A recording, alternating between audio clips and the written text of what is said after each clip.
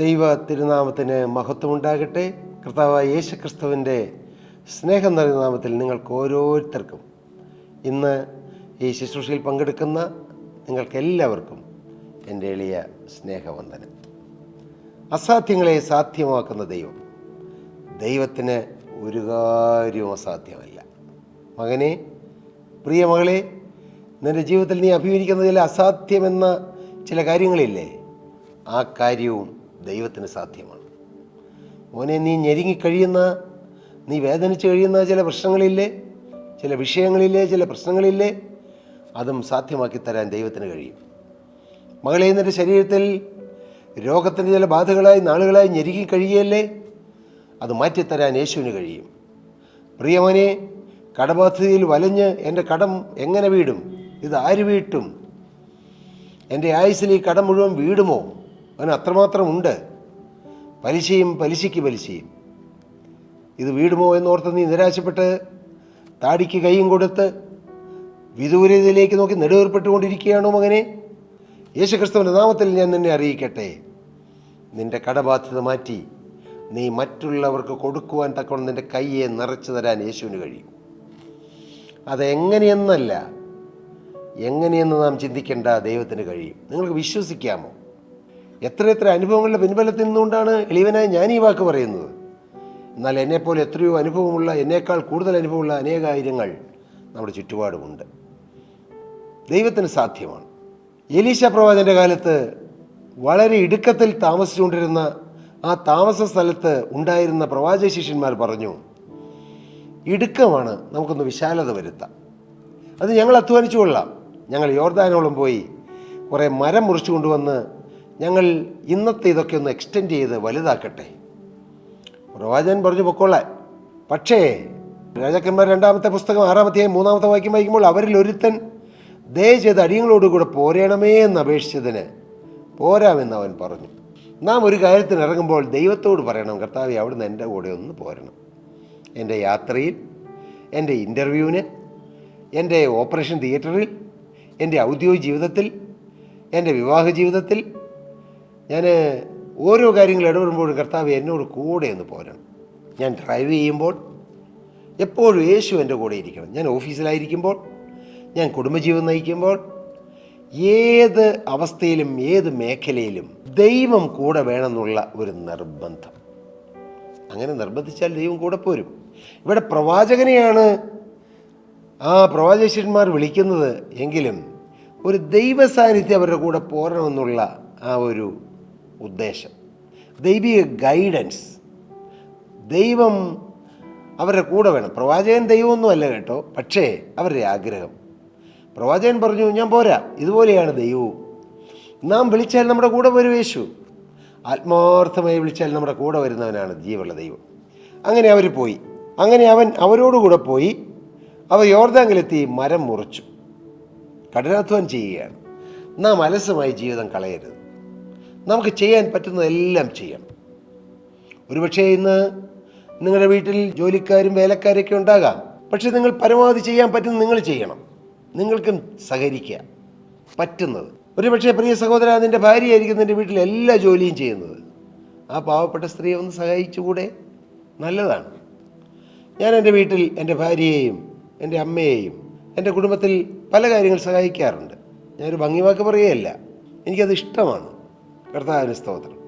ഇന്ന് രാവിലെ ഞാൻ അടുക്കളയിലേക്ക് ചെല്ലുമ്പോൾ എൻ്റെ ഭാര്യ തിടുക്കത്തിൽ ചില കാര്യങ്ങൾ ചെയ്തുകൊണ്ടിരിക്കുന്നു. എനിക്ക് വേറെ 1-2 കാര്യങ്ങൾ ചെയ്യാനുണ്ടായിരുന്നു. പക്ഷേ പെട്ടെന്ന് എൻ്റെ ഭാര്യയോട് ചേർന്ന് ആ കാര്യത്തിൽ കൂടി. സന്തോഷം. ഞങ്ങൾ മിണ്ടി പറഞ്ഞ് വർത്തമാനം പറഞ്ഞ് വളരെ സന്തോഷത്തോടെ ഞങ്ങൾ ഒരുമിച്ച് ആ കാര്യം ചെയ്തു. പെട്ടെന്ന് ആ കാര്യം തീർന്നു. ഓരോ കാര്യത്തിലും ഞാൻ പറയുന്നത് നമ്മുടെ ഭൗതിക കാര്യങ്ങൾ മാത്രമല്ല, ആത്മീയ കാര്യങ്ങൾ. നിങ്ങൾ കൂടി വരുന്ന കൂട്ടായ്മയിൽ, നിങ്ങൾ കൂടി വരുന്ന ചർച്ചിൽ നിങ്ങൾക്ക് എന്തെല്ലാം ചെയ്യുമോ അതെല്ലാം ചെയ്യണം. ഞാനങ്ങനെയാണ്. ഞാൻ ഭംഗി പറയാനല്ല, പൊങ്ങച്ചം പറയുന്നതല്ല. എനിക്ക് എന്തെല്ലാം ചെയ്യാവൂ. ചിലപ്പോൾ ഞാൻ ടോയ്ലറ്റ് കഴുകാറുണ്ട്, ചിലപ്പോൾ കിച്ചണിൽ ഫുഡ് പ്രിപ്പയർ ചെയ്യാൻ കൂടാറുണ്ട്, ചിലപ്പോൾ ഫുഡ് വിളമ്പി കൊടുക്കാറുണ്ട്. ഞങ്ങൾ കൂടി വരുന്ന പ്രാർത്ഥനാ ഹാള് വാക്വം ക്ലീൻ ചെയ്യാറുണ്ട്, വേസ്റ്റ് കൊണ്ടിക്കളയാറുണ്ട്. കർത്താവിന് സ്തോത്രം. ഒരു കാര്യം ചെയ്യാൻ നമുക്ക് മടി വരരുത്. ഞാൻ ഇന്നതേ ചെയ്യൂ. ഞങ്ങളുടെ പ്രാർത്ഥനാ ഹാളിന് മുമ്പിൽ വെച്ചിരിക്കുന്ന ചെടി നനയ്ക്കാറുണ്ട്, ഇടയ്ക്ക് അതിൻ്റെ പുല്ല് പറിച്ച് കളയാറുണ്ട്. ഞാൻ ഇന്നത് ചെയ്യുമെന്ന് നാം നിഷ്കർഷിച്ച് പറയരുത്. എന്ത് തന്നാലും കർത്താവേ, നീ എവിടെയെല്ലാം എന്നെ ആക്കുന്നു അവിടെയെല്ലാം ഞാൻ വിശ്വസ്തനായതോടെ ചെയ്യും, ഞാൻ വിശ്വസ്തയോടെ ചെയ്യും.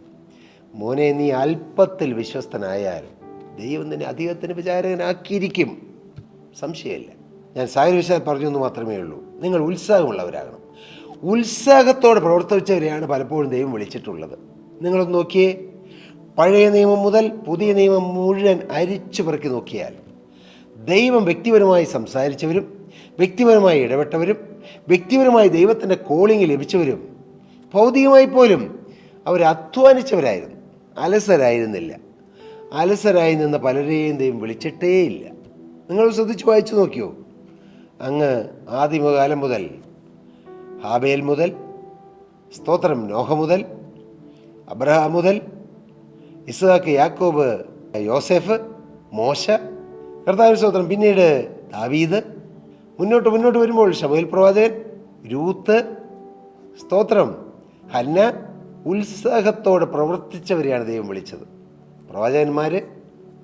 പുതിയ നിയമത്തിലേക്ക് വരുമ്പോൾ പത്രോസ്, യാക്കോബ്, അന്ത്രയോസ്, യോഹന്നാൻ, നഥനയേൽ, കർത്താവിന് സ്തോത്രം, അങ്ങനെ പലരെയും. പൗലോസ്ലീഹ വളരെ ഉത്സാഹത്തോടെ ജോലി ചെയ്ത ആളായിരുന്നു. ജോലി ചെയ്യുന്നതിൽ വിശ്വസ്തരായിരിക്കണം. ഞാൻ പറയുന്നത്, നിങ്ങളെ ഏൽപ്പിച്ചത് ദൈവനാമം ഒത്തുപെടട്ടെ. ഏത് മേഖലയിലും ആത്മീയമായും ഭൗതികമായും ഉത്തരവാദിത്വത്തോടെയും വിശ്വസ്തയോടെയും സത്യസന്ധതയോടെയും ഒരു സെക്കൻഡ് പോലും കളയാതെ നാം ജോലിയിൽ ഉത്സാഹിക്കണം. ഇപ്പോൾ ഞാൻ ഒരു വളരെ സീനിയറായിട്ടുള്ള ഒരു പൊസിഷനിലാണ്, സഹോദരൻ്റെ ഉടമസ്ഥയിലുള്ള സ്ഥാപനത്തിൽ ജോലി ചെയ്യുന്നത്.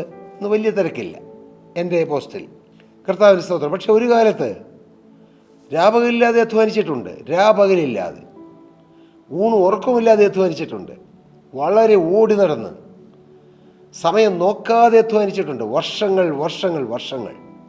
1988 എൻ്റെ സഹോദരൻ ആ സ്ഥാപനം തുടങ്ങി അന്ന് ജോലിക്ക് കയറിയ ഞാൻ കഴിഞ്ഞ 39 വർഷമായി ആ സ്ഥാപനത്തിൽ ജോലി ചെയ്യുന്നു.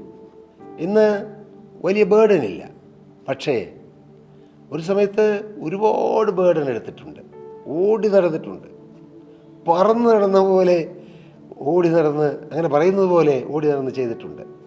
അവിടെയുള്ള അനേക വിശ്വസ്തരായ ആളുകൾ ചെയ്യുന്നത് ഞാൻ കാണാറുണ്ട്. പോകട്ടെ, ഞാൻ സാഹചര്യം പറയുന്നേ ഉള്ളൂ. ഉത്സാഹിക്കണം. നാം നിരാശപ്പെട്ടും ഭാരപ്പെട്ടും മടുത്തും തളർന്നും വാടിയും അലസരായി ഇരിക്കരുത്.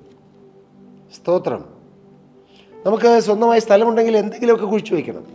സ്ഥലമില്ലേ, ഒരു ചാക്കിലെങ്കിലും ഒരല്പം മണ്ണ് നിറച്ച് ഒരു മുളകിൻ്റെ തൈയെങ്കിലും കുഴിച്ചു വയ്ക്കാൻ നാം ശ്രദ്ധിക്കണം. സാഹചര്യം ഉണ്ടെങ്കിൽ ചെയ്യണം. കർത്താവിന് സ്തോത്രം. നല്ലതാണതല്ല. ഇനി ആത്മീയമായോ നമുക്ക് ചെയ്യാൻ പറ്റുന്നതെല്ലാം ചെയ്യണം. അതെല്ലാം അനുഗ്രഹമാണ്. പോകട്ടെ, അവർ മരം മുറിച്ചു. എന്നാൽ ഒരുത്തൻ മരം മുറിക്കുമ്പോൾ കോടാലി ഊരി വെള്ളത്തിൽ വീണു, നഷ്ടം സംഭവിച്ചു. പ്രവർത്തിക്കുന്നവർക്ക് ചിലപ്പോൾ നഷ്ടം വരും, അത് സാരമില്ല. പ്രവർത്തിക്കാത്തവന് നഷ്ടം വരുന്നില്ലായിരിക്കാം, അല്ലേ? പക്ഷേ അവൻ്റെ ജീവിതത്തിൽ വലിയ നഷ്ടം വന്നു. എന്ത്? പ്രവർത്തിക്കുന്നില്ല എന്നുള്ള വലിയ നഷ്ടത്തിൻ്റെ അധീനതയിലാണ് അവൻ കിടക്കുന്നത്.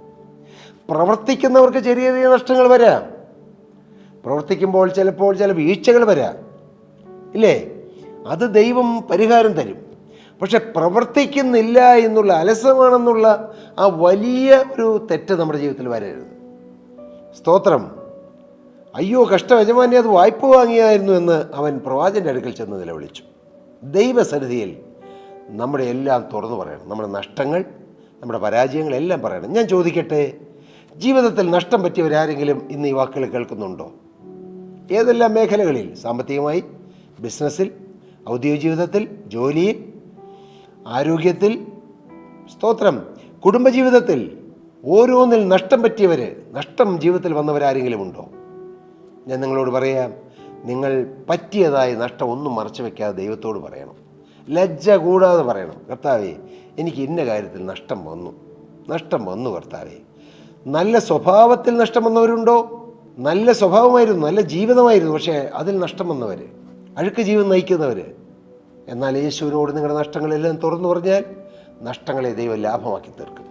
ഇവിടെ എന്ത് സംഭവിച്ചു? പ്രവാചകൻ ചോദിച്ചു, അത് എവിടെ വീണു എന്ന് ദൈവപുരുഷൻ ചോദിച്ചു. എവിടെയാണ് നഷ്ടം വീണതെന്ന് നാം ദൈവത്തെ ചൂണ്ടിക്കാണിക്കണം. സ്തോത്രം. നിങ്ങളുടെ ജീവിതത്തിൽ ബാല്യകാലം മുതൽ, ഓർമ്മ വെച്ച കാലം മുതൽ നിങ്ങളുടെ ജീവിതത്തിൽ വന്ന നഷ്ടങ്ങളെല്ലാം വീഴ്ചകളെല്ലാം പരാജയങ്ങളെല്ലാം ദൈവത്തോട് ഏറ്റുപറയണം. ദൈവത്തോട് പറയണം.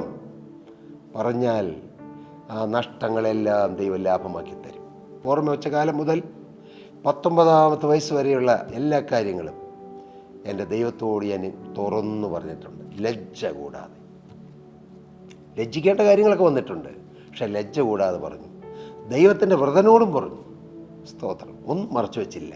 അതുകൊണ്ട് എന്ത് ഭാഗ്യം കിട്ടി? എല്ലാം എനിക്ക് കർത്താവ് കഴുകി തന്നു. എല്ലാം ഏറ്റുപറഞ്ഞ് ഉപേക്ഷിക്കാൻ കൃപ തന്നു. പ്രവാചകൻ എന്ത് ചെയ്തത്? അവൻ ആ സ്ഥലം അവനെ കാണിച്ചു. അവനൊരു കോൽ വെട്ടി അവിടെ എറിഞ്ഞു. ആ ഇരുമ്പ് പൊങ്ങി വന്നു. സ്തോത്രം. വായ്പ വാങ്ങിയ കോടാലി യോർദാനിൽ വീണു. ദ മടി യോർദാൻ എന്നാണ് പറയുന്നത്. ചെളി നിറഞ്ഞ യോർദാൻ, വെള്ളം കരകവിഞ്ഞൊഴുന്ന യോർദാൻ. ആ ചെളിയിൽ വീണുപോയത് ഒരു കോൽ വെട്ടി എറിഞ്ഞപ്പോൾ അത് പൊങ്ങി വന്നു. അതെടുത്തുകൊള്ളുക എന്ന് അവൻ പറഞ്ഞു. അവൻ കൈ നീട്ടി അതെടുത്തു. മകനെ, പ്രിയമോളെ, നഷ്ടപ്പെട്ടു പോയത് നിൻ്റെ അരികിൽ കൊണ്ടുവന്ന് കർത്താവ് തരും. മകനെ, നിൻ്റെ നഷ്ടപ്പെട്ട കുടുംബജീവിതം യോജിക്കാൻ പോവുകയാണ്. പിരിഞ്ഞു കഴിയുന്ന ഭാര്യയും ഭർത്താവ് യോജിക്കാൻ പോവുകയാണ്. ഇന്ന് അപ്പനോടും അമ്മയോടും ദേഷ്യപ്പെട്ട് വീട്ടിൽ നിറങ്ങി പോയ മക്കൾ മടങ്ങി വരാൻ പോവുകയാണ്. സ്തോത്രം. അങ്ങനെയൊക്കെ സംഭവിക്കാൻ പോവുകയാണ്. എല്ലാം തുറന്നു പറയുക.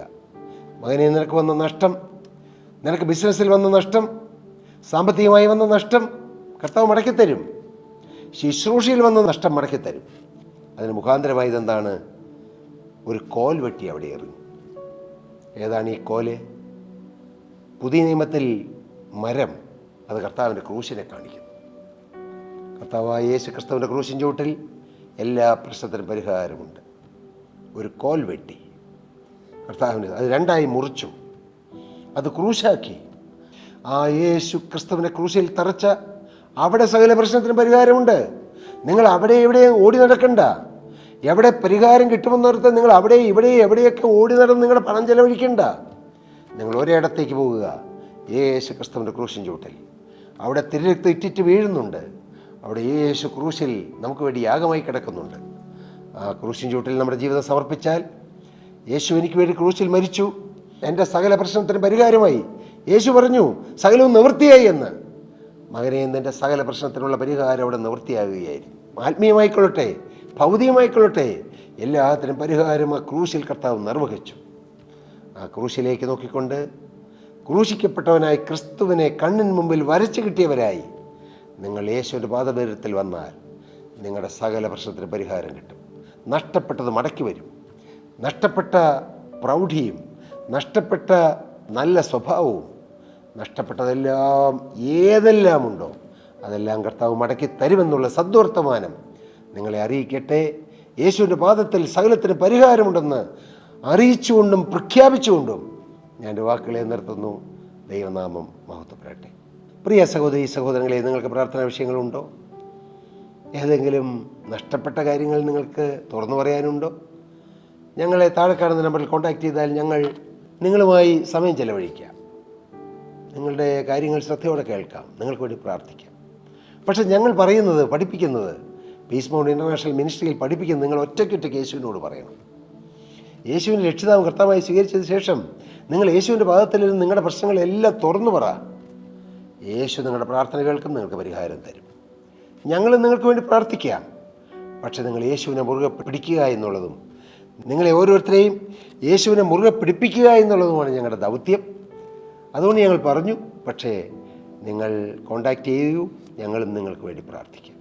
കർത്താവ് നിങ്ങളെ നടപടിയായി അനുഗ്രഹിക്കട്ടെ. ദൈവനാമം മഹത്വം.